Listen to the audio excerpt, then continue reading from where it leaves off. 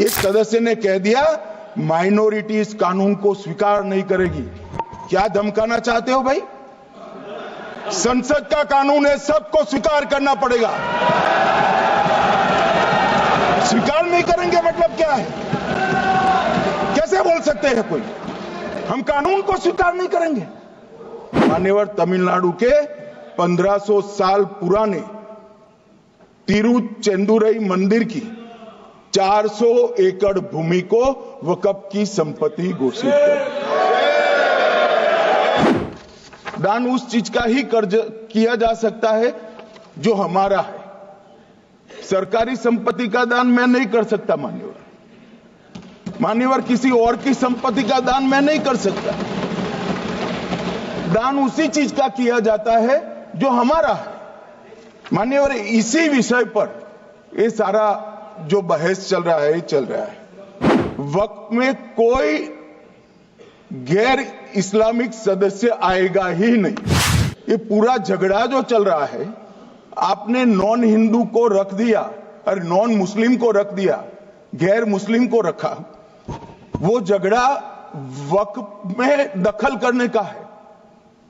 पहले तो वक्फ में कोई गैर इस्लामिक सदस्य आएगा ही नहीं, ये स्पष्टता समझ लीजिए।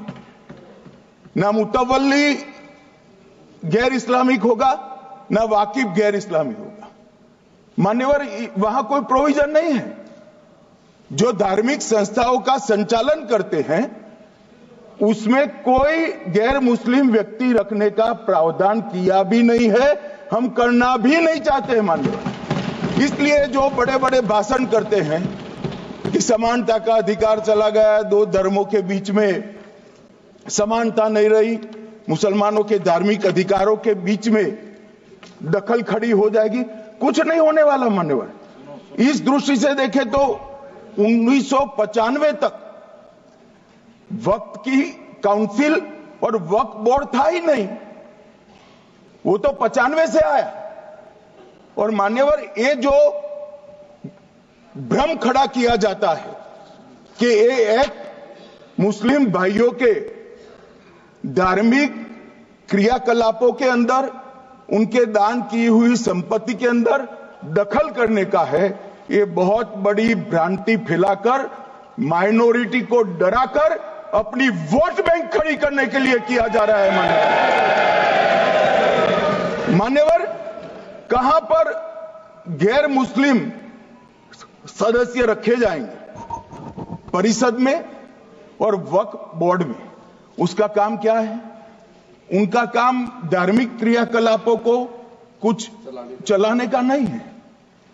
वो शुद्ध रूप से वक्फ का जो कानून, दान के लिए किसी ने दी हुई संपत्ति, उसका एडमिनिस्ट्रेशन अच्छे से चल रहा है नहीं चल रहा है, कानून के हिसाब से चल रहा है नहीं चल रहा है, या तो दान जिस चीज के लिए दिया गया, इस्लाम धर्म के लिए दिया गया, गरीबों के भोजन के लिए दिया गया, गरीबों के उद्धार के लिए, वो उद्देश्य के लिए इसका उपयोग हो रहा है नहीं हो रहा है, इसका नियमन करने का काम है मान्यवर।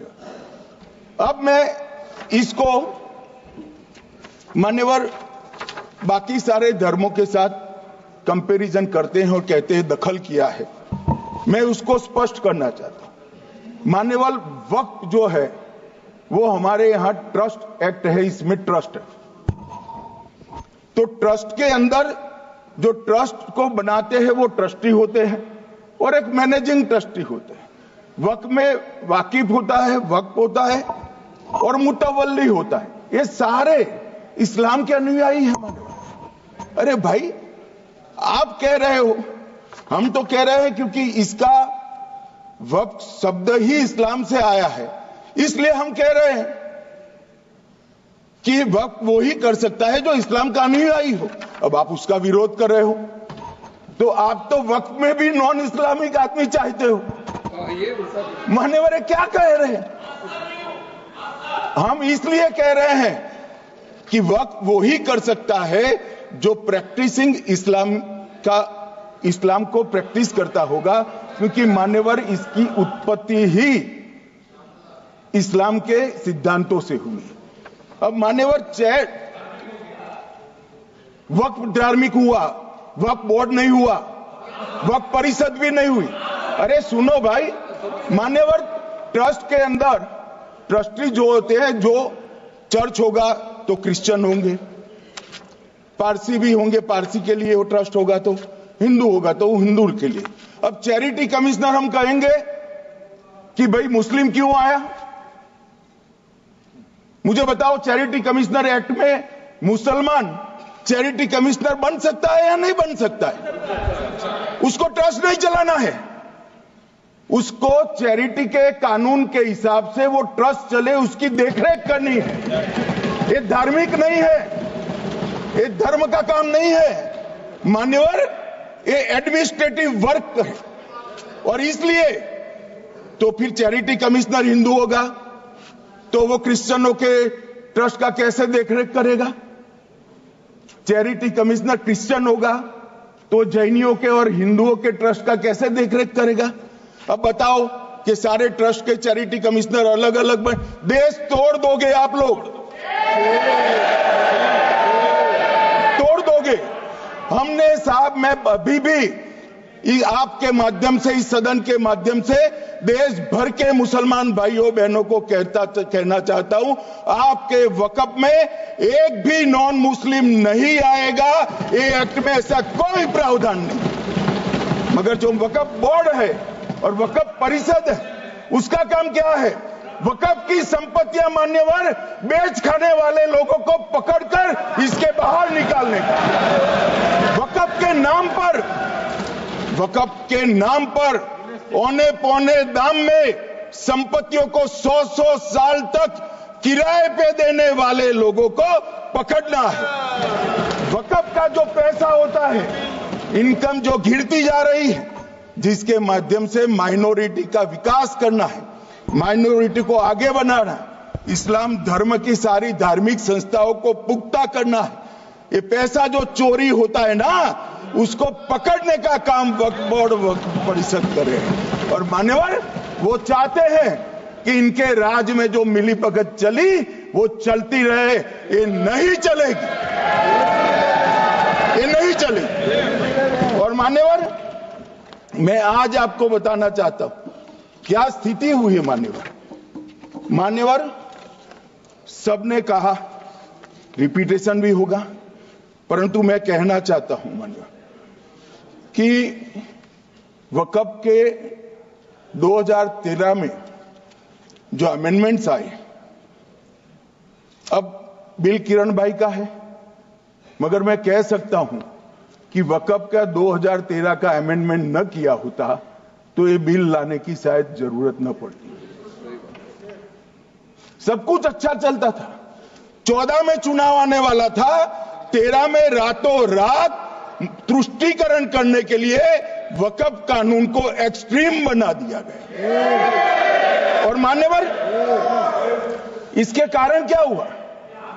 इसके कारण दिल्ली लुटियन की 123 वीवीआईपी संपत्ति कांग्रेस सरकार ने जब चुनाव मुहाने पर थे, 25 दिन दूर था, वक्फ को देने का काम कर दिया। दिल्ली वक्फ बोर्ड ने उत्तरी रेलवे की भूमि वक्फ के नाम घोषित कर दी। हिमाचल में वक्फ की संपत्ति बताकर उस पर अवैध मस्जिद बनाने का काम किया।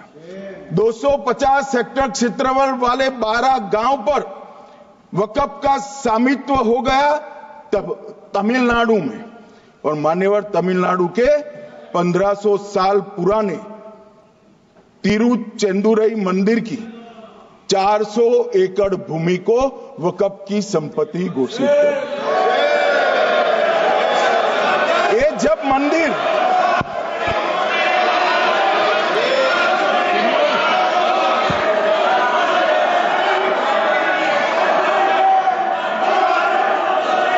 आपको मौका मिले जब अपनी बात कह देना, प्लीज बैठिए।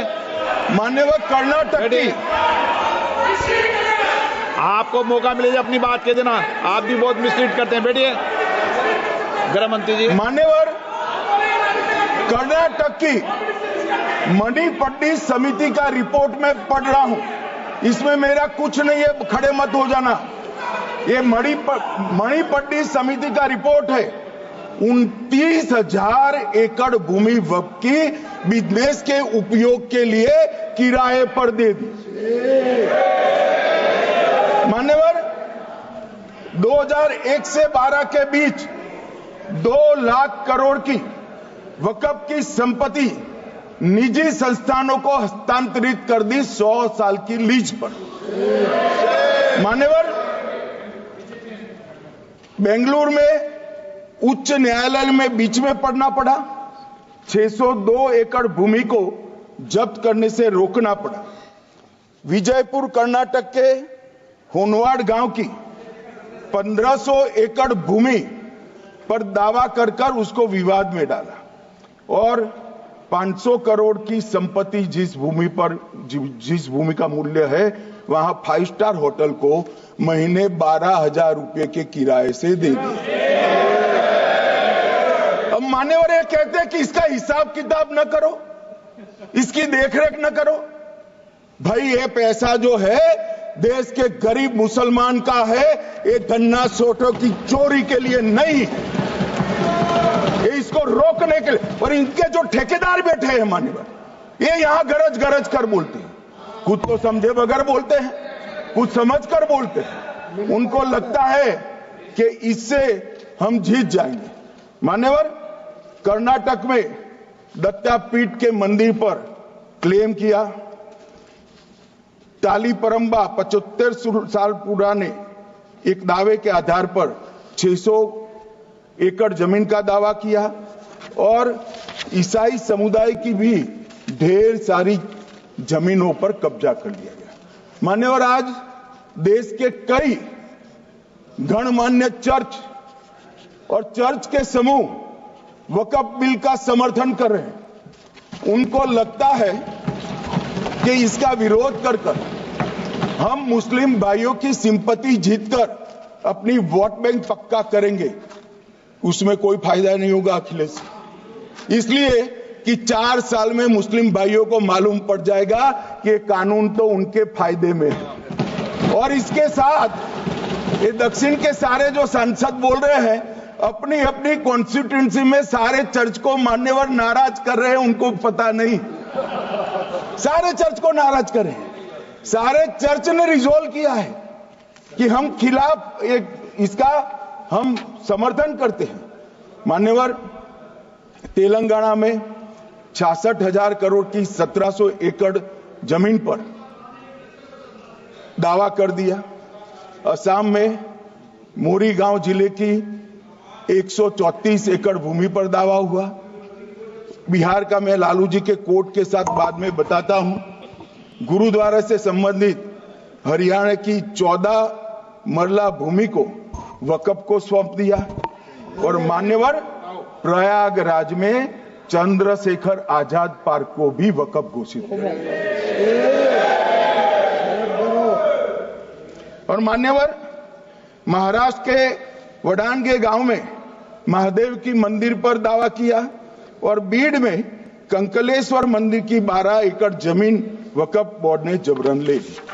मान्यवर, ये सब जो चल रहा है, इसमें आज भी मैं स्पष्ट करना चाहता हूं, वक्फ जो कि मुस्लिम भाइयों की धार्मिक क्रियाकलाप और उनके बनाए हुए दान से ट्रस्ट है, उसमें सरकार कोई दखल करना नहीं चाहती है। मुतवल्ली भी उनका होगा, वाकिफ भी उनका होगा, वक्फ भी उनका होगा। परंतु वक्फ की संपत्ति, इसका रख रखाव ठीक से हो रहा है नहीं।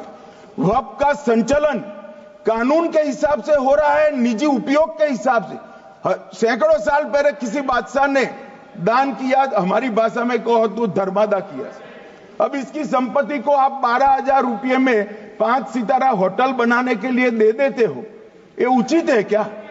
भाई वो पैसा गरीब मुसलमान के कल्याण के लिए करिए, तलाकशुदा महिलाओं के कल्याण के लिए करिए, जो अनाथ बच्चे हैं उसके कल्याण के लिए करिए।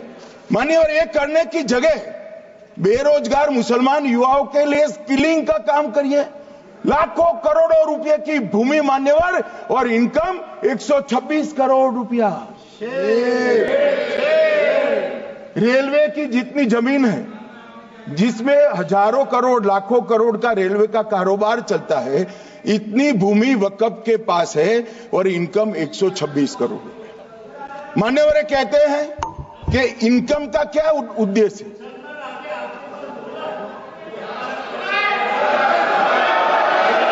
बैठ जाओ।